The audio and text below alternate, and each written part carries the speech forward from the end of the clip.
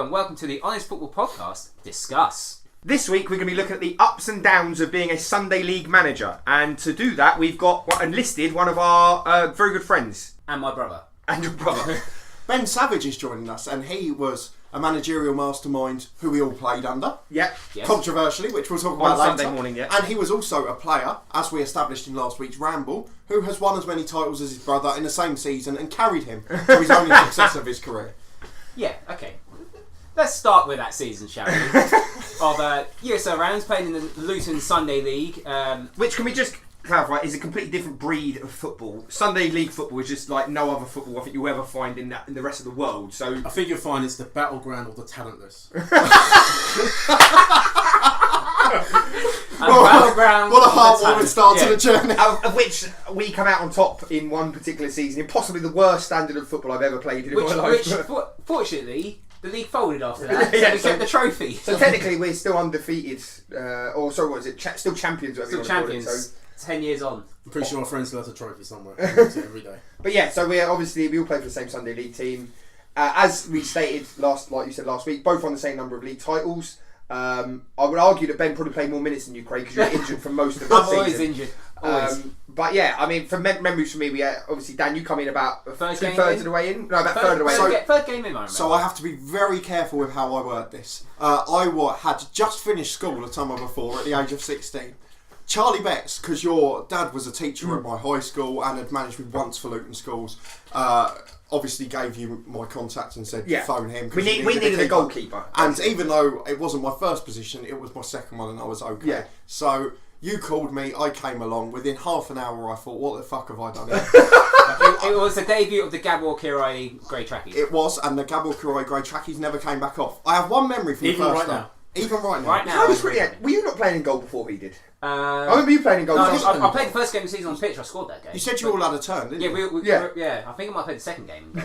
My God, you in goal was hilarious, like the octopus. Was that the year Yeah, I played? first- Was that the year I played pre-season in goal and you came on? No, Oh yeah, no, this is brilliant. Was that the season? He after, lobbed- was it? No, this is the month I It missed. might have been the summer after. Yeah, Could be summer wrong. after. Well, you lobbed him in a friendly, didn't you? Yeah. You lobbed an own goal. You lobbed Oh, your own yeah. goal. You were my centre back. Yeah, well, I was just outstretched the leg, trying to block it, and just gone over your head. Yeah. Ignore the fact that I called for it. yeah. But yeah, so you obviously We you were come winning, in it didn't and matter. I guess the first thing I remember when I arrived was our good friend Brendan Fay swinging from a crossbar in tracksuits that were almost round his ankles. And I thought, do you know what? This might not be the place for me. It's been probably one of the worst kits we've ever played. Yes, in as well. and our first game, or the first game I played in, was against the legendary Luton Rhinos, which will come up again later during the season. But there was, if Charlie, you can correct me if I'm wrong, there was a player, they wore white. yeah. About 6 of them had a kit. Yeah. Yeah. One of them wore a vest. He definitely did. String vest as well. It was a string vest. A couple were just wearing the standard Sports Direct Oh, Donny God. t-shirts, and there was shirts, by the way. there was some in But light grey. I There was will a bit say of a mismatch. it was in because we're talking about obviously the actual point of this discussion is about the ups and downs of being a Sunday League manager. I've got to say that was the beautiful side of Sunday League. Is Yeah. that it wasn't glitzy, it wasn't glamour. You'd turn up to some sports centre, you'd have to put the nets up. It was just, I mean, all of it was just hilarious. To be honest. I would argue, bar one team, probably most people were there because like, no matter how crap or talentless they were, they enjoyed football. Yeah, no, totally. There agree. weren't- And there they weren't just- many They just teams wanted that were there was no kicking up. superstar, they just wanted to play football. Yeah, that's how it all started with us, wasn't it? Was the fact that one of our mates, Kieran, played for this team the year before. They had a mass exodus of players. Basically, they didn't have anyone to fill a team. And then, as a group of friends, we thought, stuff it. You know, we'll give it a go and see how we get on. It turns out that we just happened to be less talentless than the rest of them, and It ended up. clicked. Everything clicked. winning. that season. Well, we went You the first get eight- most of your knees. we went the first 8 games unbeaten, didn't we? To be fair, so and that was when we thought, actually, we might be able to do something here. Went out of the cups if I remember correctly. But yeah, you come in with your Gabor Kirali jogging bottoms, some ridiculous. Some fantastic goal celebrations from just going behind the was- goal. But that was the season when we played. Obviously, the highlight of the season for me, and my favourite goal that I never even scored was yours, Ben. In the fact that you scored a goal when we happened to be 8-0 up, and the other team were willing for you to score Luton that Rhinos much. again. Luton Rhinos again. That they actually, when we then mobbed you in celebration, they jumped on top of the pile of us as well. So And you were at the bottom of a 22-man sandwich. I mean, just to give a bit of background on this, right? I'm not the most naturally athletic person. yeah, I would describe myself as someone who's at the end of their master's football career at the age of in the mid-20s. Don't get me wrong, there were some magical moments I produced for all of 3 seconds. Oh, there were some lovely moments at your feet. I've got to say. Naturally, yeah. The problem was, if the ball wasn't at your feet, you were fairly redundant. Sorry, before I mean, when I did come on, the manager had the tendency to put me on the wing. Which, if anyone's How was ever... that, man? As you guys can see me right now, and obviously for your listeners here, that's a joke. But nonetheless, I did come on as a winger in this said game. Yeah. That I scored my goal. More of an inside forward, I think you turned out to be. You know. But the thing is, you should have scored 2 that game, but someone took it off your toe. Yeah. And that was the captain, Sean Maloney. Yeah. Well, yeah. I was upset, and you know That's not the right word. You can swear, don't worry. No, to be fair, I mean, at the end of the day, Sean did what he had to do, but the fucking guy knew how desperate I was for a goal. How desperate we all were for you. Yeah, and the ball came in. It was literally coming my way. It was a 2-yard tap in, and Sean suddenly comes in, taps it himself, and goes off and celebrates. Yeah. Now, Ian turns around and wonders why no one celebrated him. And that's because everyone's shouting abuse at him. In the referee. So that was obviously, that season. There was a couple more highlights we won't bore loads of people with, but there was one game where the game got abandoned because someone took the woolly hat off of the referee. Yes.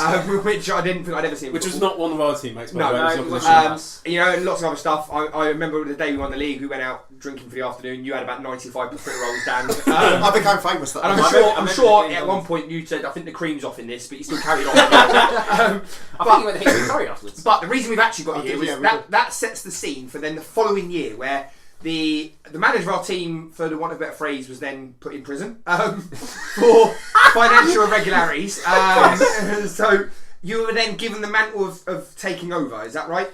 Yeah, I mean, let's be honest. I wasn't a regular starter. I'd come and help out as and when. And basically, when our manager got into this Situation. yes, Difficult for situation. want of a better word, sticky situation. Chairman of Shaqs. Who had a personalised number plate. by the way. Yeah. Shaqs And the won, badge. wasn't We it? couldn't afford a kit, but he had a personalised number I'll plate. tell you what, he knocked up one hell of an end of season Indian buffet. Oh no, the What's Indian the Ocean, yeah, I'll give you that, yeah. Anyway, he gave me a call one day, and he goes, "Big man, would you want to?" See, this happened. He called me. He goes, "Do you want to take over the team?" I went, "You what?" And he goes, "Do you want to take over the team? Since Kieran's no longer with us." Hello, Kieran. By the way, he was go on, yeah, Not I dead. can't say it. Anyway, He was on his 3rd month in Peterborough prison or whatever it yeah. was. And of course, naturally, I go, "Why me? Why?" And he goes, "Well, you turn up every week," and that's how I got the job. Oh no, I think he knew See, you were... no coaching qualifications and still gets to come ahead of you. It just proves it, as we've said before. Badges mean nothing, it's who you know. So, in total then, from that first game to your last game as a Sunday League manager, was it 2 or 3 seasons that you were running a Sunday League team? Because obviously the team then changed names and stuff. Well, but there was a year gap in the middle. There was a Yeah, we've done about a year, about half a year of caretaking Kieran's old team, and then there was a bit of a gap, and then one of our other guys wanted to set up a team as well, and I thought I'd come along and help along with that. Brought the band back together. Yep, and we had a up and down season, shall we say, after that. So the caretaking season, we can sort of, there probably wasn't too much in terms of to talk It about, gave because you me were just experience. getting... No, it gave me an It insight into the whole Sunday League culture and. So fast forward It takes- 18 months, we're now at the first game of the season with the same sort of players but a new team. Is that New right? team, You yeah. now come New out of goal. team, You were new playing out on game. pitch, Dan, weren't you? Um, I wasn't actually playing. no, but you took charge of the first Well, game. ironically, he set up this team, and then the first game of the season, Ben was on holiday, and I actually had to take charge, even though I had no affiliation to the team whatsoever. Well, the reason for that was because I was meeting my, at the time, future in-laws. Oh, okay. But, you know... Which they won 2-1 when in the game that I happened to manage. Yes. And It was against an old friend that's turned enemy, Flapjack.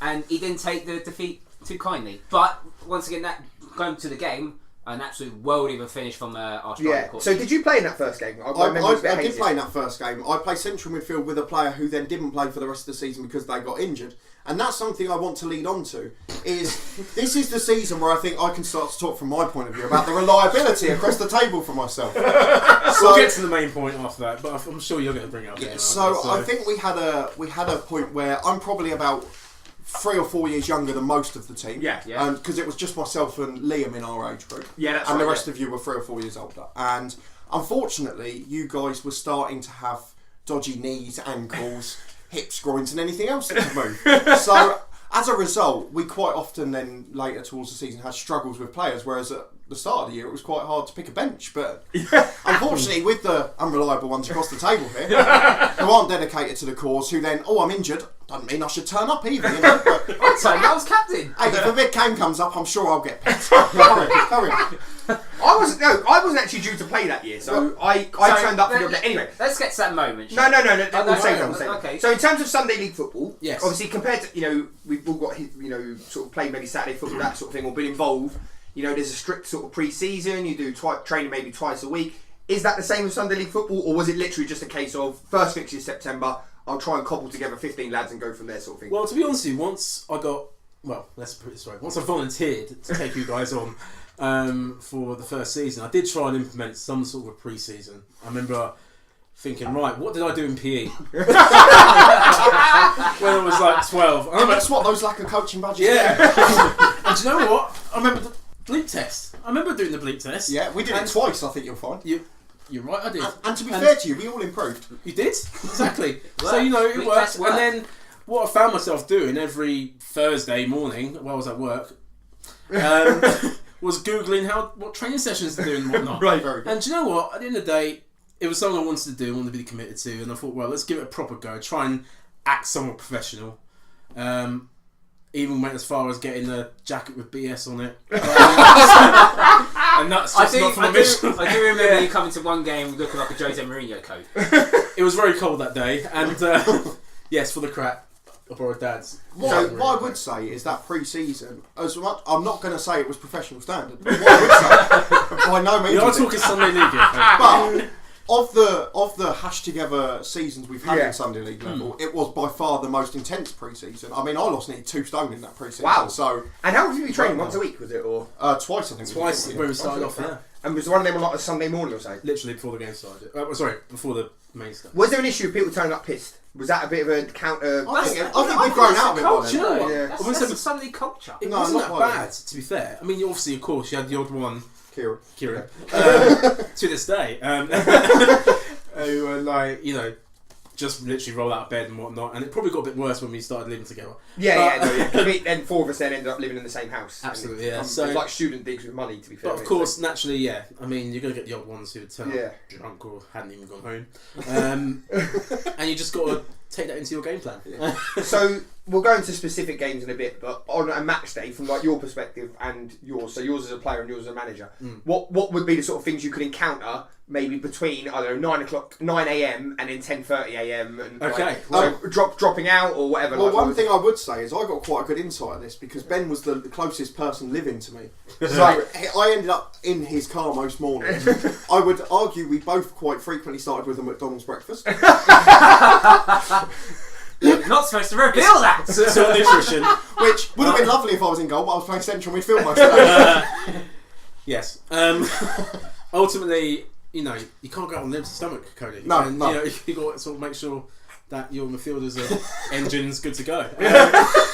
And it wasn't. Well, actually, that's why you got dropped, mate. The typical timeline on average, and this would happen pretty much every Sunday, is I'd wake up at 8:30. I've got a text from someone at 20 to 9 going, "What time's the game?" Even though I think the universal rule is it's 10:30. Yeah. I don't think any Sunday League game we've ever played has not been 10:30. No, exactly. Yeah.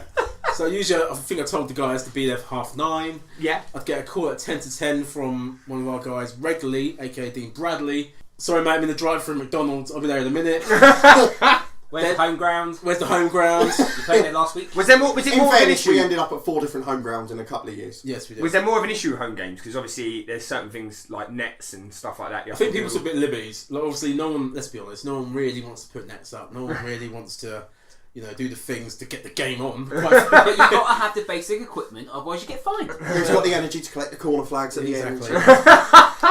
So, you encountered a lot on Sunday morning. Sometimes it's funny, but other times it's quite frustrating. Sometimes you can get players who just don't turn up and their phones have gone off and you think, God, are they dead? Or not. 9 times out of 10 is because they're hungover or something like that. And what about you, Dan? Yeah, Well, what I wanted to know, one more question for Ben, is how long, because it's been quite a controversial topic in this podcast, is how long before the game did you start and finish writing the team sheet? And how many times did you have to do scribbling? Did you have to change it though? Was it quite... Well, do you know what? Again, I tried being professional with this approach, and up until the Saturday, in terms of who committed to me, was going to tell them the next day. I was writing out team sheets, getting my idea what the starting lineup is. And you're quite right. In the end, I had to change the team sheet so many times on a Sunday morning. I had to buy bloody, the white. Oh, like Tipex. Yeah, Tipex. Yeah. Bloody amend the team sheet and ensure. And there's always times when you think you know your final team sheet, but then someone comes running down the field at 10:29 a.m. Go, I'm here, I'm ready to go. No warm up, not even changed, not even anything like that. But they're ready. And what about you, Dan, as a player? Like, was there pre-game? And what about? Was there sort of anything ups, downs, things that were regular that pissed you off? Not so much at that level. I think what we had is, by then, because of the injuries we mentioned, we had probably about a core of 8 or 9 of the remaining players who had been involved in all of the teams beforehand. And the other 4 or 5 were always players that came in from different places. Yeah. And I would say in that season, we had 2 players I remember in particular who were the classic, as Craig would call them, 5-a-side players. Right. Who, lovely on a 5-a-side surface. What happens when they get to 11-a-side pitch? They have no understanding of the game. Did they play for us that season? They did, yeah. Well, yeah. Or Anyway, were they for that other team? No, they In that 18 months. They briefly came across at the start of the second season. Did they? They did. So would it be fair to say that They weren't that memorable on 11-a-side pitch. That's the way of putting it. So the warm up was it actually a warm up or not? Well, really? I took the warm up. Yeah, to be fair, So no. to be fair, I was doing my own warm up. my thinking at the time was, he's done a lot of pre-season here in terms of actually organising training sessions. Time to delegate. So naturally, because I was still scribbling the paperwork, I asked Craig to actually take the warm up. Yeah. I guess one of the things at that level we have to highlight, and it will be familiar for anyone involved in Sunday League football, is you can't really plan a Sunday League warm-up because probably until about 10 minutes before kick-off, you've only got 8 players out of the changing room who are there, dressed and ready to play. It's either too cold, it's hammering down with rain, and you're like, I wait till the last minute to get out. Did you ever have issues with kit? Like, because there was obviously the first Sunday. Socks. I know we're going Our back socks a bit, for the kit was horrendous. I'm pretty sure. That must be a universal thing for Sunday League. Is teams not having. I remember remember at the start of that season, I remember actually thinking we need a rota for our kit. And then when 3 weeks in a row, it came back wet on the Sunday morning. Oh And that's even no! because it was just that was Dean Joy, was it not? I believe so. And that was the chairman. The chairman at the time. I believe Chairman. Yeah, he literally washed it that morning. Oh man! Bear in mind, it's been sitting in the bag from the previous week, so sweat, mud, whatever got on it. I've got to say that must be a universal Sunday League problem, like in terms of either kit being washed obviously too late, not being washed at all, or just not having enough of it. Like socks has got to be the worst, you know. But then most socks. people just end up bringing their own, don't they? Yeah. But it just for me that adds to the beautiful side of it. When you walk in the dog or something and you can just see a team who've got red shirts, but everything else is just a mix and match of whatever they can get their hands on. That's what I like about it. Yeah, that's what I mean. Yeah, That's it's what I like beautiful. about it. But at the moment now it's all knee braces and stuff. Nowadays they're just cutting socks. Oh, don't get me started on that, shite. No. So we've gone through a lot of the generals. Yeah. I think it's time we get to a couple of the elephants. Well, I was going to say about your starting 11. Obviously, you need to at that level. You need to have a linesman, for example. Like, how did you break it to people that they would be playing, maybe wouldn't be playing, or did you break it to them at all? And Dan, feel free to interject at any point. Did you let the worst player be the lino who hadn't got? Do you know what? Because obviously the lino is an issue. Well, I would argue that season we had one quite willing player, didn't we? Who was very good. Who then, unfortunately, ruined my career at the start of the next season. But he was a lovely lad, bless him. Yeah. But yeah, was it quite hard to get someone to run the line, for example? Yes, but ultimately, you had to be at the end of the day, you had to be quite strict with that in terms of you're sub, please do the line. Otherwise, we can't start the game. Ultimately. Did you offer an incentive like you don't pay subs this week if you do the line or something? Can't afford that. No, we need the money. But ultimately, no. It depends who it was. If I'm honest with you, if it's someone who,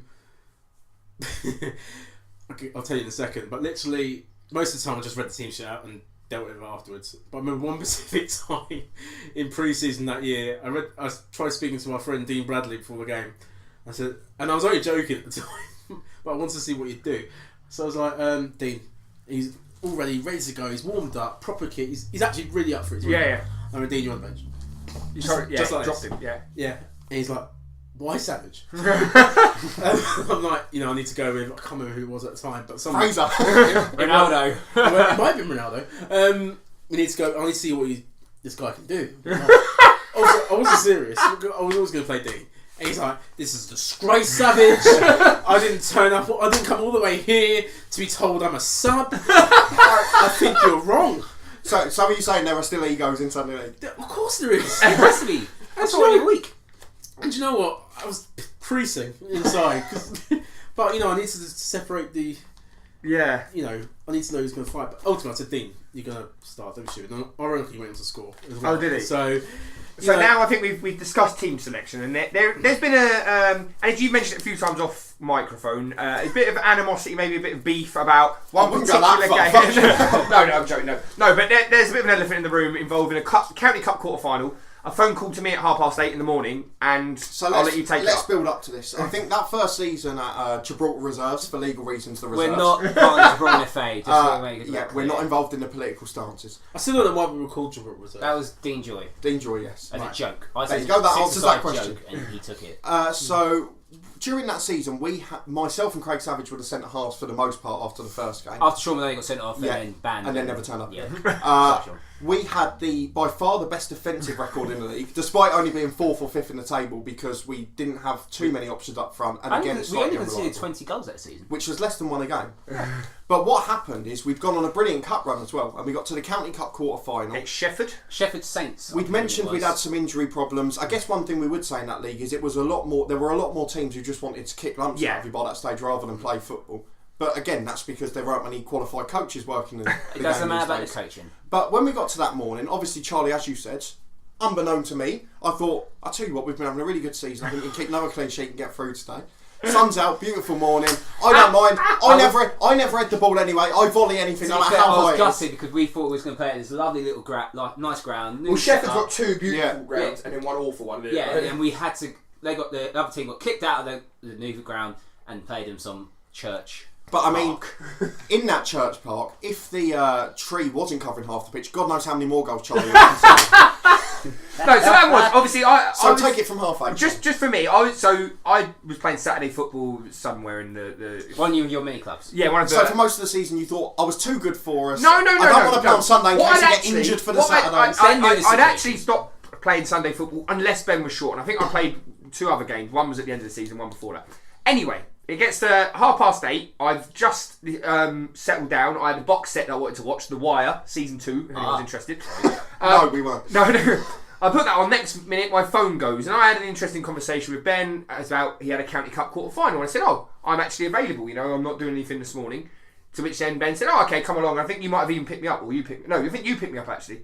Don't know. I had no idea about the amazing run that you'd been on, and if I'm being brutally honest, I didn't expect to start. I didn't expect that. So I'm a centre back myself, as you are, Craig, and as you were playing as a centre back, Dan. And then I'll let you carry on from where you were. So we got to the ground. Obviously, one thing you always hear in football is you don't change a winning team. So what happens? The lineup was announced. And what's worse about that, he made me run the fucking line. First half.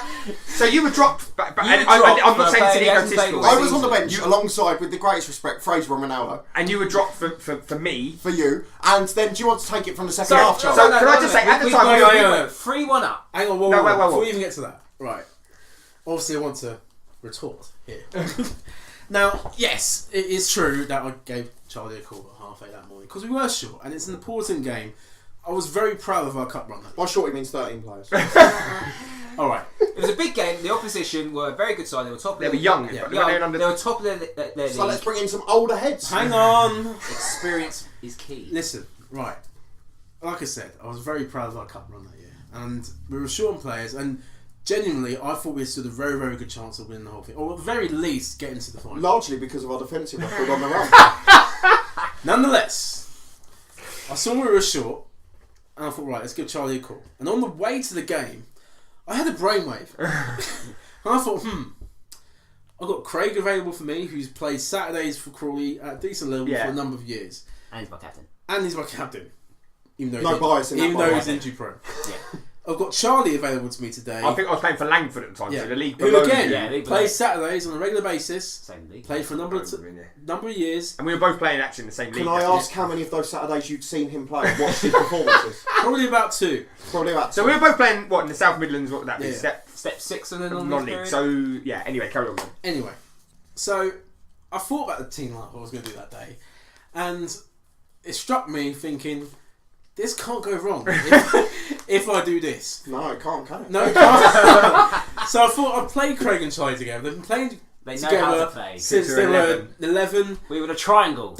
Not this year, but that doesn't matter. They've won countless games. They've won trophies together. They've, you know what? They're a solid We've partnership. established they hadn't won Will you trophies stop together. into it? They won the same trophy we all won together. Nonetheless, I thought it was a decent decision. Plus, I know full well that when you're angry, you come on and you do your best to prove a point. That's what it was. It was psychological. Can I just mention that? Can I just mention that? How you would know that? Because I had never been a sub previous to that. So that's absolute bollocks. I've seen enough in training to know. So anyway, in the game, we were 3-1 up. We were 3-1 up. We're cruising. We're 3-1 about 60 I wasn't minutes. having my best game. I'll admit that. It was. I was a bit tired. Yeah.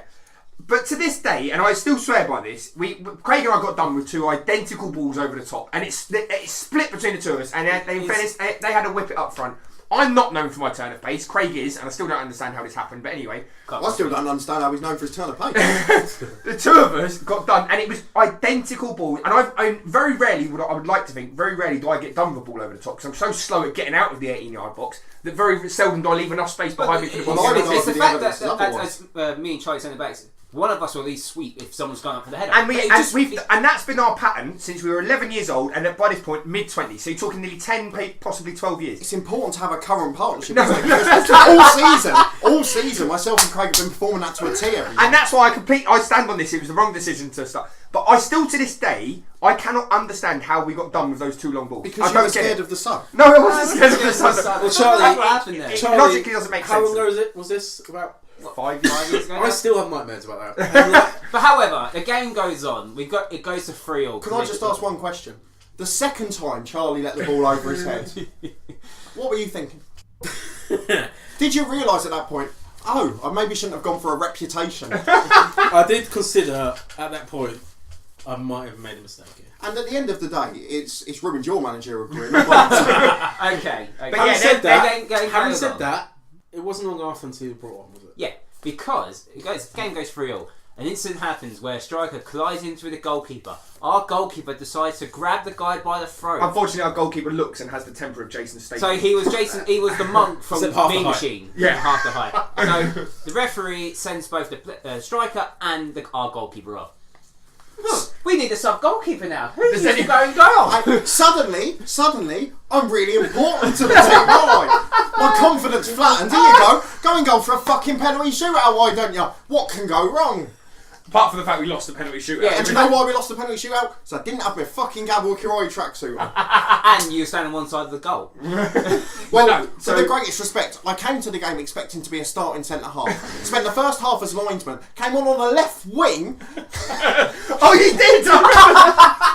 Then ended up at left back after another substitution, so Fraser could go to the left wing, and then went in goal. And you wonder why I wasn't quite match fit for goalkeeping. But yeah, so that was obviously one incident across that whole season. So that must have been a down for you. Do you feel like you ever recovered from that on a Sunday morning or not?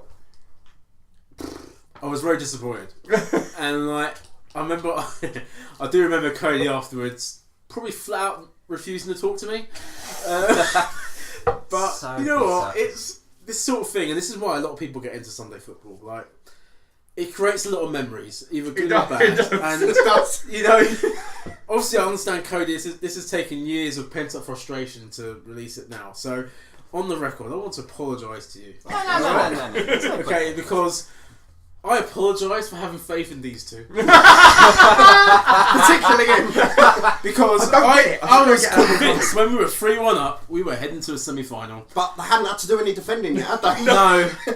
And do you know what? It upsets me still, but you know, sometimes you just got to let it go. Accept it and move on. I've got to say, just on the record with me, I've played football for many, many years. I've never been done by 2 balls as easy as that in my life, and I still don't understand how it happened. I don't get it. It just happened. It's just one of those games, really. We then move on. What happened after that? Yeah. So there wasn't much incident after the season. Petered out after that point. I think it'd be fair to say we finished we wrapped third. this up. We We finished did third. It got to like the last 3. In fact, we were actually in the title race until the second last game. After that game, it would be fair to say Charlie West didn't play centre half again, and we I continued. didn't actually play again until the last game of the season against Slip End. And could I point out that we continue to have the best centre half record in defensive record in the league? But I want to talk about the season after because it's something that me and Craig weren't involved in on the pitch, but we went to watch a few games and saw from afar. It's fair to say the second season of that season. And I wanted to talk about your opinion because obviously got injured the first day of pre-season, Yeah. and there were a couple of others not long after that in pre-season,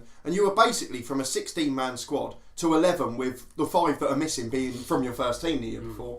What happened at that stage? Because I came to a game, and I think it might have been one of the final ones before it all went pear-shaped, and I came with Craig, he picked me up, we went to watch it, it was in some village somewhere.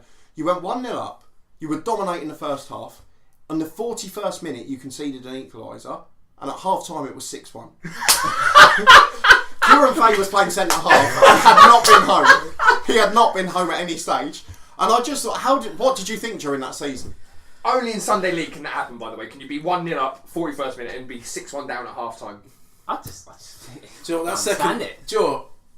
I think a lot of the magic went as soon as that first season finished. Not mainly because, like you said, a lot of players no longer play for us.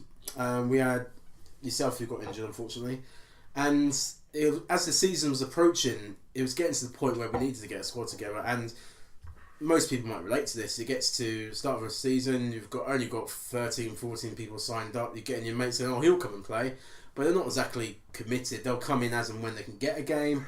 You don't know where they play until the don't first know day of the season. Literally, you don't know who they are. I mean, and you know, as the season went on, you're changing your 11 every week, and it's not simply because people are not, because you're trying to change something tactically. It's because you can only deal with who's actually turned up. I mean, at one point in that second season where, and I think I'm almost certain I played every game, which is ridiculous for someone like me playing every single game. Was there games where you didn't even have 11 players, so you had to play the whole game? I remember one game, arguably it should have been called off, but like literally we had 7 players and we were playing league leaders at home on a pitch which was no grass, it was just water and mud, and I think we lost 14-0. And So there's the lows of Sunday League. there were loads of Sunday League, and the worst thing about all of that was at the end, oh, well done for playing. Well, of course we're going to play. And of course, it's easy for you to get 3 points, As isn't we've it? established in our midweek series, you get one hell of a fine if Yeah. you don't. But Yeah. not as much as if you hadn't turned up to the AGM. No, that's true. That's And true. that's the last question I wanted to ask you, Ben, as a man who's never had to go to one. What is I it thought like? you I've did been go to to seven. Yasmin. No, I said as I Oh, think right, about sorry. it. Sorry. What is a Sunday League AGM like, and what does it consist of? And is it worth a £50 fine if you don't go? No. Literally, I remember the one or two that I went to, and it was literally 8 people in a social club somewhere randomly in Luton, and 3 people at the front desk, and all you got to do is say aye, or nay, But can just you like the believe? Brexit thing going on at the moment. And you know, it's usually argument with another club. Just to finish off really quickly, because it is something we've looked at in our midweek series. Did you ever get any fines for like ridiculous reasons, or was there anything like that? You know, like for not having 11 players or something? Can you remember anything like that? Not for Gibraltar, but when I was caretaker that year, we got we got 3 points deducted because incorrect paperwork filed by a certain Kieran Fay. I remember writing it. We got 3 points deducted purely We should have because killed that. we didn't send in our team sheet. I think it was like 10 minutes late. So you got 3 points deducted, but the other team didn't get those 3 points, did they? They were just deducted from us. Did we win that game? No, it was deducted in the sense of they were awarded 3-0 win. Okay, fantastic. Yeah. So, yeah. And so how did the last season, how did it affect training? Not having much of a team around. Well, probably not having much training is probably the answer to that, Cody. But it's a serious issue because quite often, particularly in the winter months, once the clocks go back, Yeah. you have to then book out a 3G pitch with floodlit arenas and things like that. Did you bother? Did you say... How did you plan that? Well, What did you do? you go first, go on, yeah. First I'm gonna say season wasn't something. too much of an issue because like we had a very good core of players who just ultimately wanted to play football. Oh, the And- first year there was always 10 there. Yeah, not a problem. And people paid the subs in time, and even if they didn't, they'd make sure they'd do it the next week, and it wasn't an issue. So you had the chance to actually use your Microsoft Excel skills and have an actual treasury and plan out, you know, your training with the local facilities you have in Luton. Yeah. Second season, because the team was chopping so much in out, we had like 32 players signed on for us at one point. That's baffling, isn't it? You But can't get literally, you get 12 on a Sunday, which is crazy. Yeah. And that way, you can't build anything up. No, we didn't bother with winter training, quite frankly. Well, I was going to say, you It know, costs I think too that much can. just to hire out. Well, that's exactly what I was going to say. I think, unfortunately, the cost of at 3G pitches and stuff, it inhibits Sunday League teams so much because if you're not getting the lads there, and in some ways, if it's Sunday League, with all due respect, do they need to train? Is there any, you know, what are you actually going to work on apart from just doing a bit of five-a-side or saying, like, is It's it how worth far in advance you have to book and things like that. Yeah, Well, yeah. And I mean, yeah. especially in this country, it's not like playing in Spain or somewhere you can guarantee the weather. In this country, you're talking about when you get to maybe a training session in November, it's freezing cold. It looks like it's going to snow any minute. Right, we wanted to do something about corners, but actually we just have to do 5-a-side to keep everyone moving because it's so desperately cold. Which is why I've always said, and I'm not sure you guys will agree with this, I always adamant that Sunday league football should be a summer season sport. And I can see the logic in that, like, definitely. Ultimately, you'll get more participation. Yes, okay, people go on holiday during the likes of July, August and whatnot, but there's no reason it can't be a summer 7 months with a mid-season break. Absolutely. Yeah, I totally agree with you. I think it is. And so it depends on the people who play on Saturday as well. Yeah, well, exactly. I've got to say, just to finish it off, the participation now, if you look at the leagues that you managed in now, I think they've more or less half, most of them have folded. They've then had to amalgamate 2 leagues into one because they were so short of teams, and even in the top league, in which teams compete in a national cup competition, they had teams dropping out of that league, so they had to amalgamate that with the division below halfway through the season. It's something very important we've mentioned, which is as the year's gone on, you've had more and more teams that just want to be there to kick lumps out of you. Yeah. They're the people who can afford to play rather than the people who want to play and actually care about it. I was at a Sunday League game week just gone, and obviously a load of pitches around.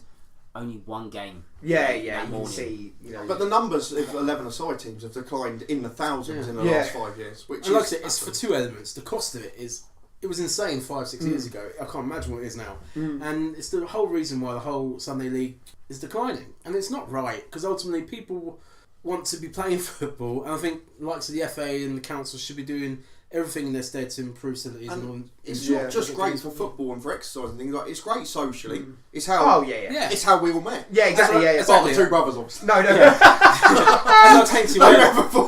I was saying to you earlier, like some of my funniest memories, good memories, bad memories have come from football, and you know it's a lot of how I'm made up today. And for so many people, like working 9 to 5 Monday to Friday, mentally it's an escape. Yeah, it's an opportunity. As you've mentioned, that freedom, like take the weight off leave that for the moment. Don't worry about it for 2 hours.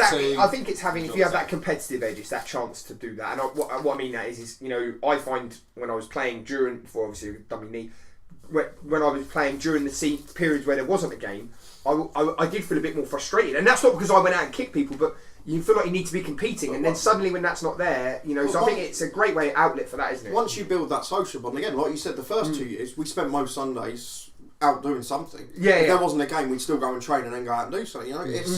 It's something that gets overlooked. The football element of it's fine, but the social and the friendships and whatever else it builds is something that you can't find in many other walks of life, because you're not always working with like-minded people and things like that. But when you're in there's 11 people who want to play football, or about 18 overall. Yeah. They're 18 like-minded people. They've definitely got something in common. So, last but not least, I guess, Ben, is how do you summarise your Sunday League career? Well, is it positive, negative, or indifferent? I was going to say, I'll tell you a better way of wording it. If I could put a big red button in front of you and it would take you back to the first day of the first game of the season. That's when a school cliche. No, but I wasn't there. But when you first took over as a Sunday League manager, would you push the button and do it all again, or would you say, do you know what, that was great once, but I wouldn't want to live through it? Basically, no regrets. I would happily do it again if it was the team we had for that first year. If we had a regular set of 11, like you guys were all brilliant and whatnot, I'd happily do it again, because it was a great season, that first season. And the only thing I would change is probably would start Cody. Now I know that's why I've been invited today, just to get that out of me. No. I honestly seriously, thank you very much. Actually, to be honest with you, mate, I didn't even want you to come because I didn't want to look you in the eye after that. Well, do you feel like a weight's been lifted off your shoulders now as a result? Well, no, because I knew it was a mistake from the moment you did it. So you telling me is not going to change that. But no, Ben, thanks very much for doing that, and it was really, really good to explore that side of, because I think we've all been players, to actually see the other side of it was fantastic, and I'm sure anyone who's listened to this and has played Sunday League football will relate to 95% of what we discussed there. So, thanks for having me, guys. Appreciate it. And that is it for today's discussion. Don't forget to like, share, and subscribe. You can follow us on Twitter @HonestFootball3, and we'll see you next time.